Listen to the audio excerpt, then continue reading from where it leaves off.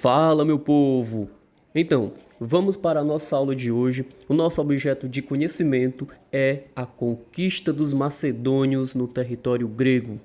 Esse Império Macedônio, ele vem a formar um dos maiores impérios antigos quando se trata do mundo asiático, do mundo grego, europeu, do povo hindu. Tudo bem? Então, vamos analisar o seguinte. A Guerra do Peloponeso, lembram? Naquele nosso último assunto, um conflito entre Atenas e Esparta, duas das principais cidades-estado gregas que passaram a se digladiar pelo poder, uma liderando a Liga dos Delos e a outra a Confederação do Peloponeso. Esparta liderando essa Confederação do Peloponeso e Atenas no seu império, na Liga dos Delos. Atenas cresce de uma tal maneira que passa também a cobrar pesados impostos, com o pressuposto de utilizar esse dinheiro dos tributos para derrotar os persas. Mas passando a guerra greco-pérsica, né, essa guerra dos gregos contra os medos, que eram os persas, uma vez que os gregos vencem, nós vamos ter Atenas crescendo no seu auge, o período do ouro de Atenas. Nesse período, Atenas cresce e, de certa maneira, esquece das outras cidades-estado.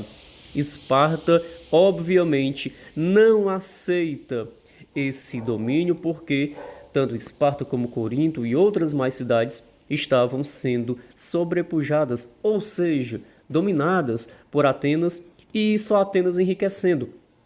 Nesse sentido, o conflito da Guerra do Peloponeso gerou custos, gerou gastos para Atenas e Esparta que fragilizaram o território grego, ficando facinho ali, mamão com açúcar, para o Império Macedônio, né, o Império Macedônico dominar o território de Atenas, de Esparta e toda a comunidade grega, tá bom?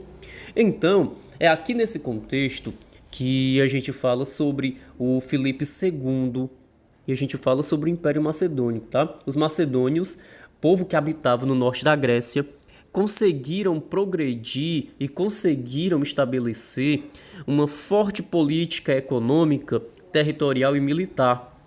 O Filipe II, ele admirava a opulência, por exemplo, o grande poderio e território dos persas, como também admirava piamente, admirava por demais a cultura helênica do povo grego.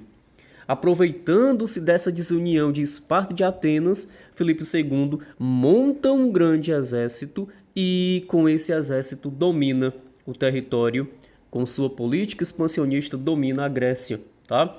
Então, Filipe II, ele consolida essa dominação na Grécia, tá bom? É bom a gente frisar, é bom a gente ter sempre em mente isso, tá? E aí, é bom a gente ver aqui um pouco nessa lâmina as táticas que eram utilizadas pelos macedônios, as táticas das falanges. Eles formavam fileiras e nessas fileiras eles apontavam as lanças, né, logo na frente para impedir que o adversário chegasse próximo a eles e atrás eles lançavam as demais lanças como ataque e formavam um grande escudo humano nesse sentido. Era uma das táticas do Império Macedônio, tá? Então, assim, o que é bom a gente frisar, o que é bom a gente entender que como é que foi esse conflito e como é que os macedônios conseguiram dominar. A Macedônia passou a utilizar uma forte tática de organização, de defesa, como a gente está vendo aqui nas falanges, e eles, a partir daquela batalha de Queroneia, usando o exército liderado por Filipe II, eles dominam, tá? Eles dominam os gregos. Filipe II, ele vem a falecer depois da dominação grega, e aí o seu filho muito novo, um rapaz estudioso, filósofo, amante da cultura, mas também muito estrategista, Alexandre Magno, ou Alexandre o Grande, como assim é conhecido, ele estabelece o seu poder, estabelece, conquista. E uma coisa interessante, tá, desse domínio, dessa cultura macedônia, é que tanto Filipe II como seu filho Alexandre Magno, eles aceitavam as diversas culturas. Então, eles não partiam da ideia de impor a sua cultura sobre a outra, de obrigar os povos conquistados a seguirem a sua cultura. Pelo contrário, eles aceitavam a diversidade. Talvez esse fosse o diferencial de unir todos os territórios diferentes que eles conquistavam. É por isso que os diversos povos aceitavam o domínio deles, tá? Então, para a gente frisar, tá? A Grécia é derrotada pelos macedônios na Batalha de Queroneia, tá? E o Filipe II, ele domina, e o seu filho, tá? O seu filho Alexandre Magno, continua aí o seu governo, tá bom? Continuando aqui, esse em vermelho é o domínio macedônio, tá? Os macedônios dominaram tanto o território grego como também o território persa. E aqui dentro do mapa a gente tem essa lâmina que fala: filho de Filipe II, que é o Alexandre Magno, conseguiu em pouco tempo estender o poder macedônico não só sobre as cidades e estados gregas, mas também sobre o Império Persa. Como já foi falado, ele admirava a opulência do Império Persa, logo ele batalhou para dominar os persas.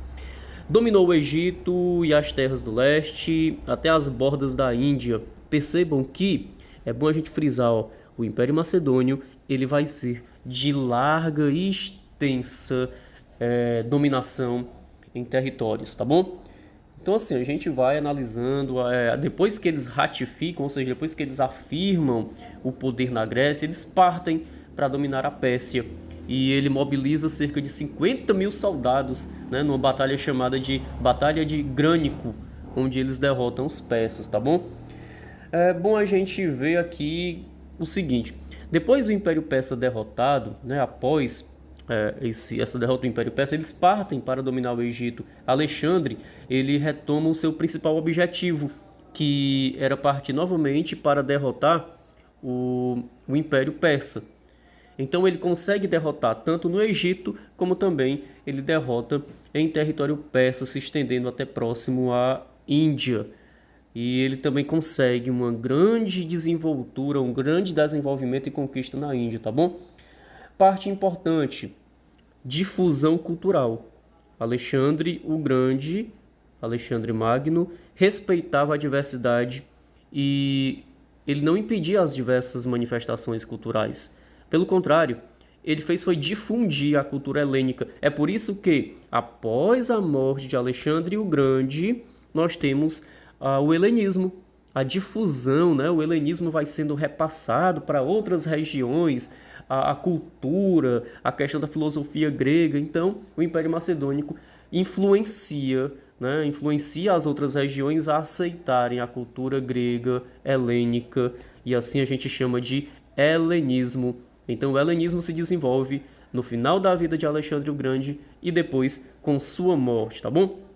Minha gente, então é bom a gente frisar, né, que Alexandre Magno ele teve essa importância, conquistou regiões importantes, o Egito, a Pérsia, a Índia, mas, sobretudo, ele respeitou as diversas culturas, as diversas religiões e instituições políticas. A única coisa que ele exigia de cada território conquistado era o reconhecimento dele como imperador, tá bom? Então, assim, finalizamos nossa aula. Fiquem com Deus e até uma próxima.